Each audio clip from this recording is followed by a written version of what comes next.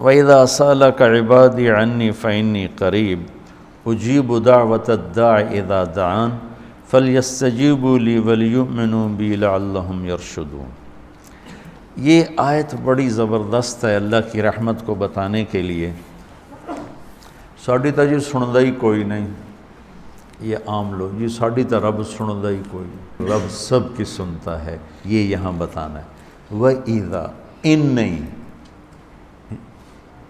ان شرط ہے اور اذا ظرفیت ہے، تو ان کی بجائے اذا سے ایک دم اللہ کی رحمت کا دروازہ کھلتا ہوا نظر آتا ہے۔ اذا سألک عنی پہلے ہونا چاہیے، عبادی بعد میں ہونا چاہیے۔ جب میرے بارے میں میرے بندے پوچھیں، اللہ کو صحابہ نے سوال کیا، یسألونک یسألونک یسألونک، کتنا قرآن میں ہے، یسألونک عن المحیض قل هو اذی، یسألونک عن الانفال قل الانفال للہ والرسول، یسألونک عن الاہلہ قل ہی مواقیت للناس، یسألونک عن الیتامى قل اصلاح لہم۔ جتنے بھی صحابہ نے سوال کیے وہ آئے ہیں یسألونک، یہ آپ سے پوچھتے ہیں، ٹھیک ہو گیا؟ تو یا حبیبی یا محمد قل، آپ کہیے، یہ جواب ہے۔ یہ سارے قرآن میں طرز ہے، کچھ 14 کے 18 دفعہ یسألونک کا لفظ آیا۔ صحابہ نے سوال کیا، اللہ کدھر ہے، قریب ہے تو مناجات کریں، دور ہے تو زور سے پکاریں۔ تو اس پر آیت یوں اترنی چاہیے تھی، یسألونک عنی، جیسے باقی آ رہا ہے سارے سوالوں کا جو لفظ آیا ہے یسألون، آپ سے پوچھتے ہیں، تو یہاں بھی ہونا چاہیے تھا آپ سے پوچھتے ہیں عنی، میرے بارے میں، قل، تو آپ کہیے ہوا قریب، کہ وہ تمہارے قریب ہے۔ یہ میری بات سمجھ میں آئی؟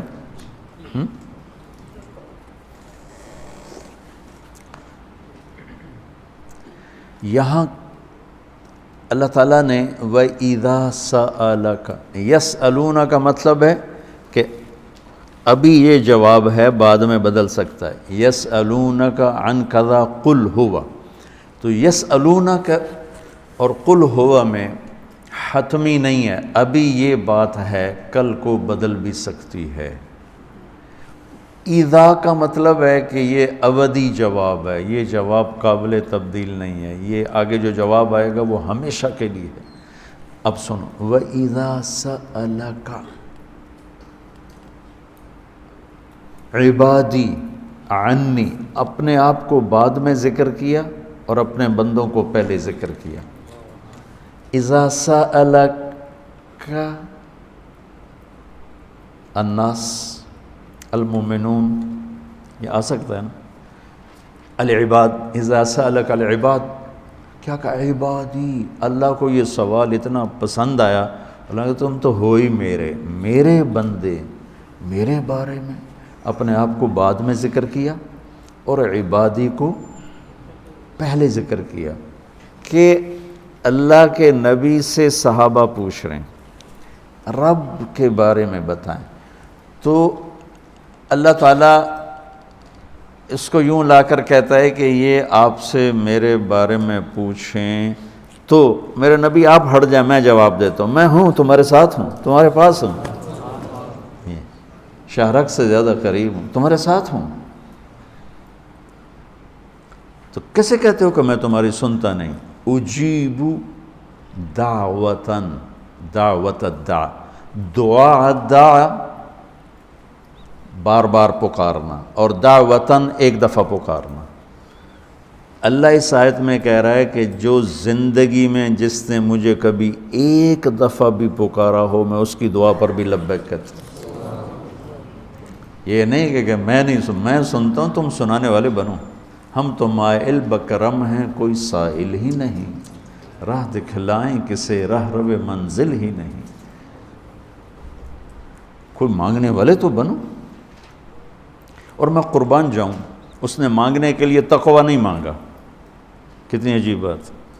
اللہ کو پتہ ہے ہر آدمی تو تقوی والا نہیں ہو سکتا، نہیں، اور ہر آدمی علامہ بھی نہیں ہو سکتا، تہجد گزار بھی نہیں ہو سکتا ہے، نمازی بھی نہیں ہو سکتا ہے۔ ایک کام ہر آدمی کر سکتا، اللہ نے وہ لگا دیا، مسلمان ہونا بھی نہیں لگایا۔ مسلمان ہونا بھی، ہندوؤں کو کوئی اور رب دے گا، ان کو تو اللہ ہی دے گا۔ تو میں قربان جاؤں، کہتا امن یجیب المضطر اذا دعاہ، بس مجھے آنسو بہا کے دکھا دے، پھر تو ہندو ہے، سکھ ہے، مسلم ہے، عیسائی ہے، آ جاؤں گا، میں آ جاؤں گا۔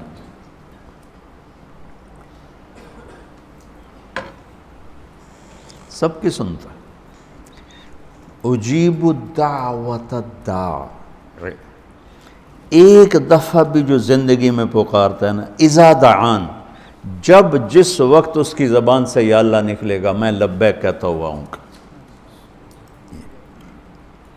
تو اس آیت میں بڑی تسلی اللہ نے دی ہے، بڑی تسلی دی ہے کہ اللہ کو پکارو، اللہ سے، صرف اللہ سے مانگو، صرف اللہ سے مانگو۔ وَإِذَا سَأَلْتَ فَاسْأَلِ اللَّهِ وَإِذَا اسْتَعَنْتَ فَاسْتَعِنْ بِاللَّهِ، مخلوق سے مت مانگو، پکارنا ہے تو صرف اللہ کو پکارو۔ اللہ نے خوبصورت مثال دی، ان الذین تدعون من دون اللہ لن یخلقوا ذبابا، اللہ تعالیٰ فرماتا ہے مجھے چھوڑ کر میرے بنائے ہوئے بندوں سے مانگتے ہو، ان سے کہو ایک مکھی بنا کے دکھا دیں، اگر یہ ایک مکھی بنا کے دکھا دیں تو میں نے چھاڑ دیا نہ تو کل مانگ لوے۔ ارے یہ مکھی کی ایک ٹانگ نہیں بنا سکتا، تو تم ان سے کیوں مانگتے ہو؟ ان سے مانگو، اس سے مانگو جس نے انہیں بنایا۔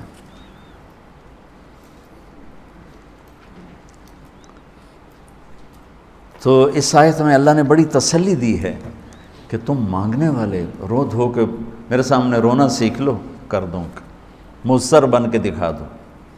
دعا تو ایک پکار، ایک فریاد ہے، عرش کو ہلا دے، اگر کوئی تڑپ کے اللہ کو دکھا دے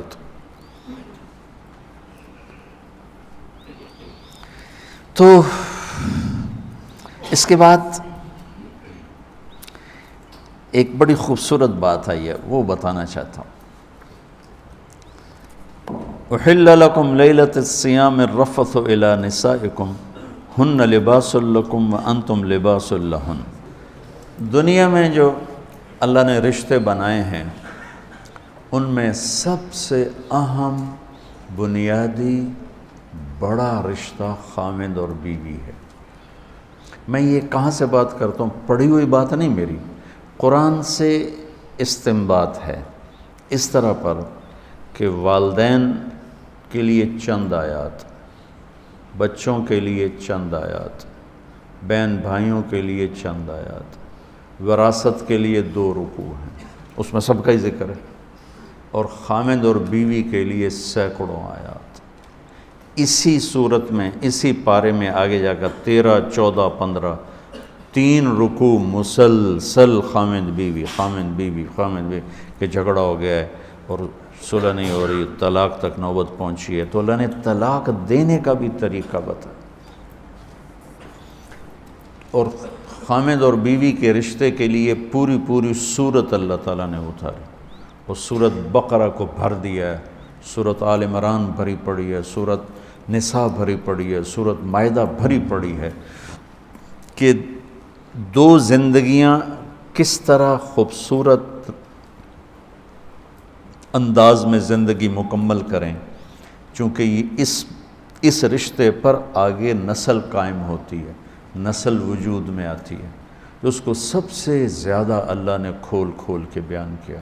اور ہمارے نبی کی 11 شادیاں کا مقصد کوئی آپ کو عورتوں کی رغبت نہیں تھی 25 سال کا نوجوان 40 سال کی بیوہ سے شادی کرے، جو 2 دفعہ بیوہ ہوئی، 1 دفعہ منگنی ٹوٹی۔ ورقہ بن نوفل سے منگنی ٹوٹی حضرت خدیجہ کی، منگنی ٹوٹنا بھی ایک قسم کا کہانی بن جاتی ہے، افسانہ بن جاتا ہے عورت کے لیے، کیوں ٹوٹ گئی۔ ابو حالہ سے شادی ہوئی، 1 بیٹا 1 بیٹی۔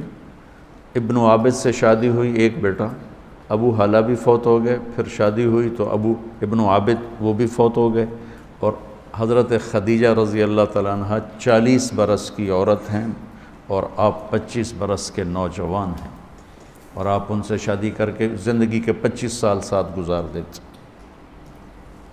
حدیث سنا دیتا ہوں لمبی بات نہ ہو جائے. ما تزوجت وما زوجت الا بوحی من السماء نزل به جبریل. لوگوں، میں نے جہاں شادی کی، میں نے جہاں بیٹی کی شادی کی، پہلے جبریل نے آ کے اللہ کا حکم سنایا، پھر میں نے شادی کی. تو آپ نے 11 شادیاں کی. اللہ کی قسم میں کھا کے کہتا ہوں، زندگی سمجھانے کے لیے. کیونکہ نماز پڑھنا تو آسان ہے، 1 لوٹا پانی چاہیے، 10 منٹ چاہیے. تراویح بھی کوئی مشکل مسئلہ نہیں ہے. میں نے ابھی 2.5 پارے سن کے آ کے آپ کے پاس بیٹھا، چونکہ میں الگ سنتا ہوں.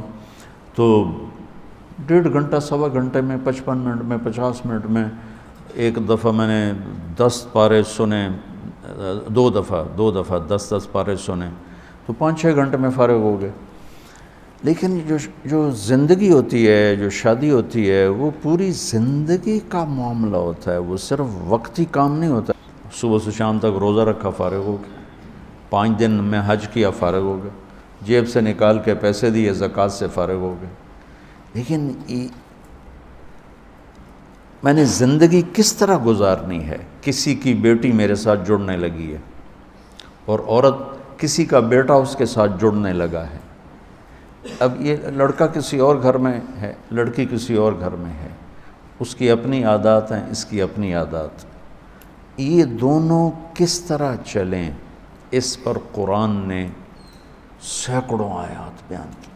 اور یہ میرا المیہ ہے، میرا دکھ ہے، اور پوری قوم کا المیہ ہے کہ ہم نے لوگوں کو معاشرت نہیں سمجھائی.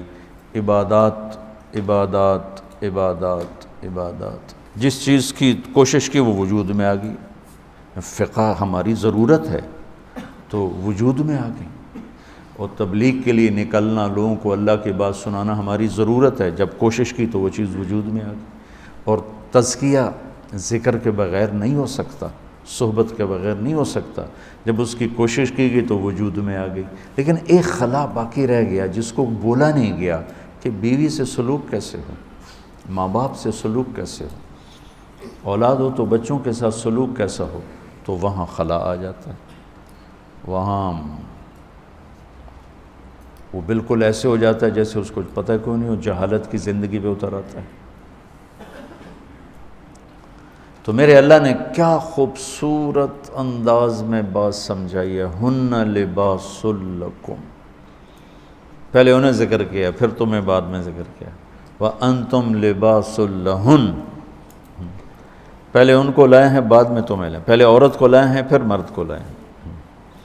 عام طور پر مجھے نا وہ اب تو میں ڈاک پڑھتا ہی نہیں ہوں تو موقع نہیں ملتا، لیکن ان میں خطوط آتے ہیں کہ آپ صرف عورتوں کے پیچھے پڑے ہیں، ان کے بیان کرتے ہیں حقوق، آپ مردوں کے بیان ہی نہیں کرتے. میں دونوں بیان کرتا ہوں، لیکن عورت کمزور ذات ہے اور اس پر ظلم اور زیادتی کی انتہا ہے کہ خامن بدتمیز ہے، مارتا ہے، شادی کر کے بھی زنا کرتا ہے. تو میں اس کا علاج کیا کروں؟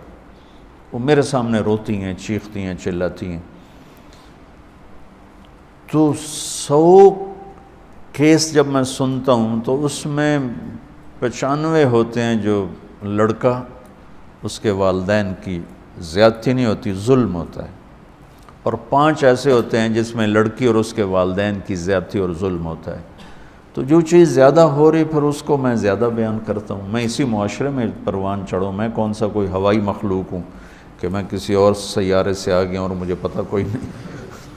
یہ جو جوائنٹ فیملی سسٹم ہے یہ کسی زمانے میں بہت اچھا تھا. اب یہ مصیبت ہے، بہت بڑی مصیبت، کہ کوئی کسی کے حقوق کی رعایت نہیں کرتا، ٹانگ اڑانا اپنا فرض سمجھتا. جیسے کہتے ہیں نا لوچ تلنا، لوچ تلنا. یہ لوچ تلے ہی تلے، اس تو بغیر وہ رہ نہیں سکتا.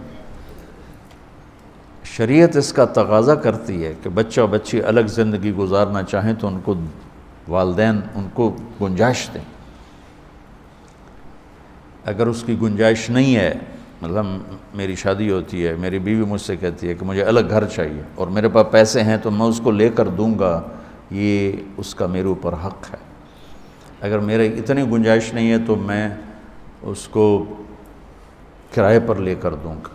جیسے عرب میں، شیخ اپنے رمزی سے پوچھ لو، تمہارے استاد عرب ہیں، جب تک لڑکا الگ گھر نہیں بناتا شادی نہیں ہوتی، چاہے کرائے پر لے الگ رکھے۔ کیا وجہ ہے؟ کہ اس بچی نے گھر چھوڑ کے آنا ہے، اور اگو کتھائیں ماسی بیٹھی ہوئے، کتھائیں دادی بیٹھی ہوئے، کتھائیں پھپھی بیٹھی ہوئے، کتھائیں بہن بیٹھی ہوئے، کتھائیں چاچا، کتھائیں دادا حکا گڑکندہ بیٹھا ہوئے۔ وہ بیچاری تو مسلی گئی، تو میری ماں نے نہیں پوچھا، تو میرے ابے نے نہیں پوچھا، تو میری ماسی نے نہیں پوچھا، تو میری بہنوں نے نہیں پوچھا، میں کوئی باہر سے آیا ہوں جو مجھے پتہ نہیں۔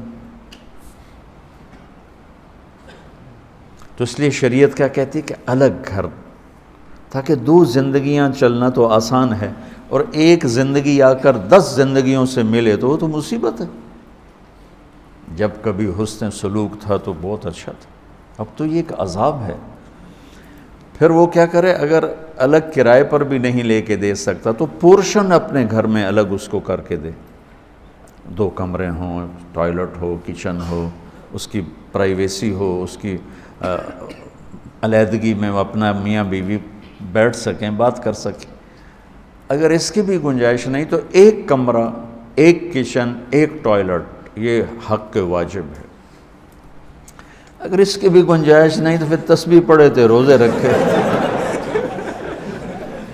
کسی دی بیٹی تم برباد نہ کرے۔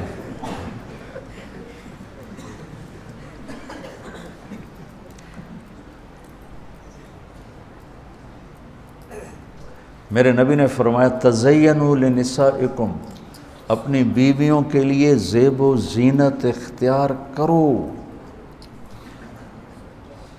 تزینوا لنسائکم، اپنی بیویوں کے لیے زیب و زینت اختیار کرو کہ ان اول فتنۃ فی بنی اسرائیل، بنی اسرائیل میں عورتیں غلط راستوں پہ اس وقت چلیں جب ان کے خامدوں نے اپنے آپ کو سنوارنا چھوڑ دیا تو وہ غیر مردوں کی طرف مائل ہو گئی۔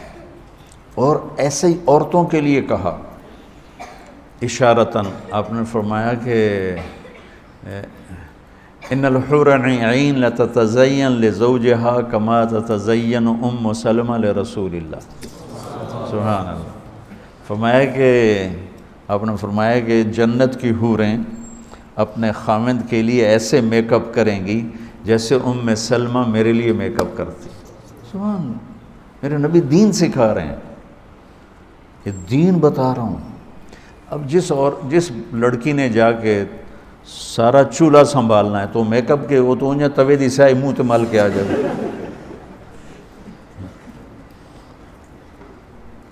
یہاں سے ہمارے جاننے والوں کی بچی انگلینڈ، چونکہ یہیں کے لوگ وہاں گئے ہوئے ہیں، تو وہ معاشرت ان کی وہی ہے، وہی دیسی پنا، وہی لڑائی جھگڑے۔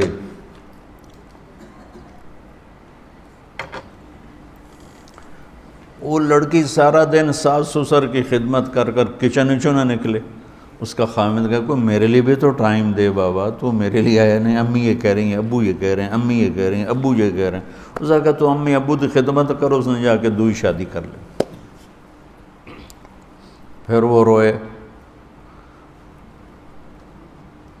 تو بچوں میری باتیں اوپری سی ہیں چونکہ کوئی یہ باتیں کرتا نہیں، لیکن میں اللہ کے فضل و کرم سے کوئی بات شریعت سے ہٹ کر اپنے میرا یہ رائے ہے اور میری یہ رائے نہیں ہے، میں یہ قرآن سامنے پڑھا ہوا ہے۔ ہن لباس لکم وانتم لباس لہن، تیری بیوی تیرا لباس ہے، اور اللہ اسے کہہ رہا ہے تیرا خاوند تیرا لباس ہے۔ اب اسی سے ایک بات سمجھو، جو میں نے کہا کہ یہ جوائنٹ فیملی سسٹم میں اگر رہنا ہے تو پھر اللہ یہ ہاتھ جوڑتا ہوں والدین کو کہ بچوں کی زندگی میں دخل نہ دیں، بیٹھی کیویں اٹھیندی کیویں۔ اچھا اب سنو، اللہ کہہ رہا ہے تمہارا لباس ہے تیری بیوی۔ یہ بتاؤ میرے اور میرے لباس کے درمیان کوئی حائل ہے؟ میرے اور میرے لباس کے درمیان کوئی دوسری چیز ہے؟ تو اس لباس کے لفظ میں اللہ کہہ رہا ہے کہ تیرے اور تیری بیوی کے درمیان کوئی دوسرا داخل نہیں ہونا چاہیے، وہ چاہے ماں ہو، چاہے باپ ہو، چاہے وہ بھائی ہو، وہ خالہ ہو، وہ ماسی ہو، جو بھی ہو، وہ نہیں داخل ہو سکتی۔ لباس کیوں کہہ رہا ہے اللہ تعالیٰ؟ تو میری ماں دے اگوں نہیں بولنا، تو میری ماں نے روٹی نہیں پوچھی، وہ پٹائیاں ہو رہی ہیں، مار رہے ہیں۔